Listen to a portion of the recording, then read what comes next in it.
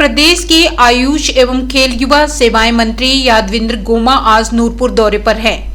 अपने इस दौरे के दौरान उन्होंने चौगान में बनने जा रहे अटल इंडोर खेल परिसर और सिंथेटिक ट्रैक का मुआयना किया। वहीं बजट के कारण अधूरे पड़े इस खेल परिसर के लिए आगामी बजट सत्र में इसे पर्याप्त धन देने की बात कही, जिससे इसे सुचारू रूप से शुरू किया जा सके। पत्रकार वार्ता के दौरान उन्होंने जहां कैबिनेट मंत्री बनाए जाने पर मुख्यमंत्री का आभार जताया है, वहीं उन्हें मिले आयुष विभाग और खेल युवा सेवाएं विभाग में बेहतर काम कर उसे ऊंचाइयों पर पहुंचाने की भी बात कही।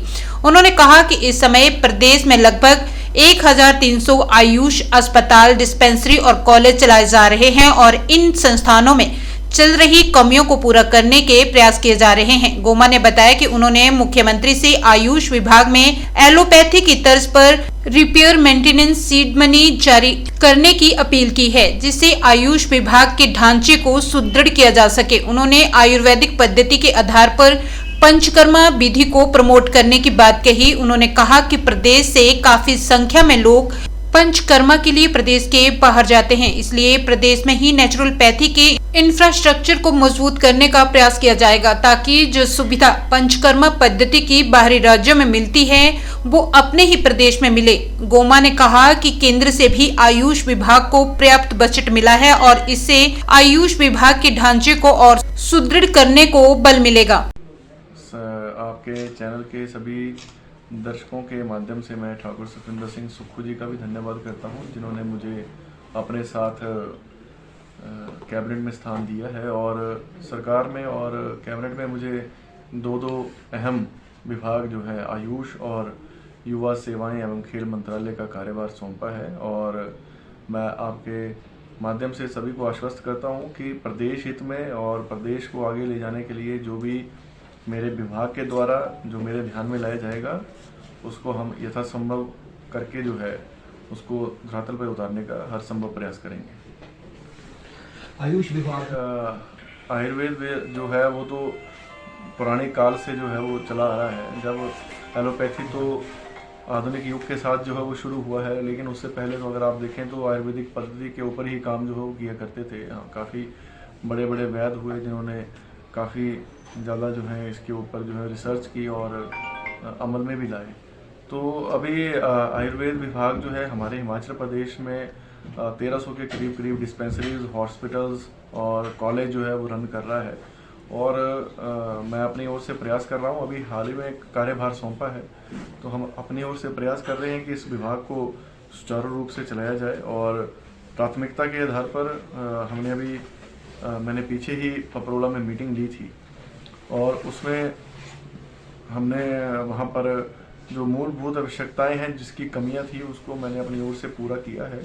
और प्रदेश में अभी मैं दौरे पे हूँ। कल मैंने चंबा में भी उसका जिला आयुर्वेद चिकित्सालय जो है उसका औचक निरीक्षण किया और कुछ कमियां हैं उसको जो है हम पूरा कर रहे हैं। और आने वाले समय में मैंने मुख्यमंत्री जी के साथ भी इस बारे में वार्ता की है कि जिस तरीके से एलोपैथी में हमें एक रिपेयर मेंटेनेंस सीड मनी एक मिलता है, वही एक आयुर्वेद में जो है उसको शुरू करना पड़ेगा। उसके पीछे कारण ये है कि कुछ काम छोटे मोटे होते हैं डिस्पेंसरीज के, हॉस्पिटल्स के, तो उसके ऊपर भी जो है वो काम होगा। और वेलनेस सेंटर जो है वो बन रहे हैं और हमारे लगभग 800 के करीब 1300 में से जो है वेलनेस सेंटर बन चुके हैं। तो उसमें भी अब पर्याप्त मात्रा में जो है वो सेंट्रल गवर्नमेंट से पैसा आया है, तो उसको भी हम धरातल पर लाने का प्रयास कर रहे हैं। और साथ ही साथ जो आयुर्वेद पद्धति है उसके अनुरूप हम जो पंचकर्मा है, बाकी और जो काम हैं उनको भी जो है हम प्रमोट करने का प्रयास करेंगे। और लोगों में काफ़ी क्रेज़ है। चंबा में मैंने देखा कि वहाँ पर महीने के जो हैं वो 25 से 30 पेशेंट जो हैं वहाँ पर उपचार करा रहे हैं। तो इसको प्रमोट करने की आवश्यकता है। लोग जो हैं काफ़ी ज़्यादा मात्रा में पैसे देकर, जैसे कि अजय जी हैं, कल रात को मेरी डिस्कस हो रही थी, ये भी जिंदल जाते हैं, तो मैंने इनसे पूछा कि वहाँ कैसा इंफ्रास्ट्रक्चर है। तो माननीय मुख्यमंत्री जी से मैंने बात की है कि जो जिंदल्स क्वालिटी और क्वांटिटी वहाँ दे रहा है, तो हम प्रयास करेंगे कि वैसा इंफ्रास्ट्रक्चर यहाँ पर नेचुरोपैथी का डेवलप हो, जिसके अनुरूप जो हमारा जो उपचार करवाने जा रहे हैं बाहर की ओर, वो हिमाचल में ही जो है वो हम इस्टेब्लिश कर सकें। गोमा जी, पास है। नूरपुर में उसके तहत एक इंडोर स्टेडियम बना है, लेकिन अब बहुत सारी खामी है, उसको तरह से चल नहीं पड़ा सुचारू रूप से। उसको लेकर क्या प्रायोरिटी रहेगी? देखिए, अभी तो मैंने अजय भाई ने कल ही मुझे ध्यान में लाया है और आज उसका मैं निरीक्षण भी करूंगा। और आप सबको पता है कि अभी तो फाइनेंशियल ईयर क्लोजिंग पे है, तो अभी तो मैं कुछ घोषणा ऐसी कर नहीं सकता हूं, क्योंकि नेक्स्ट ईयर फाइनेंशियल जब आएगा तो प्राथमिकता के आधार पर जो है आपका जो नूरपुर का स्टेडियम है उसके लिए पैसे जो है वो दिए जाएंगे। प्रदेश में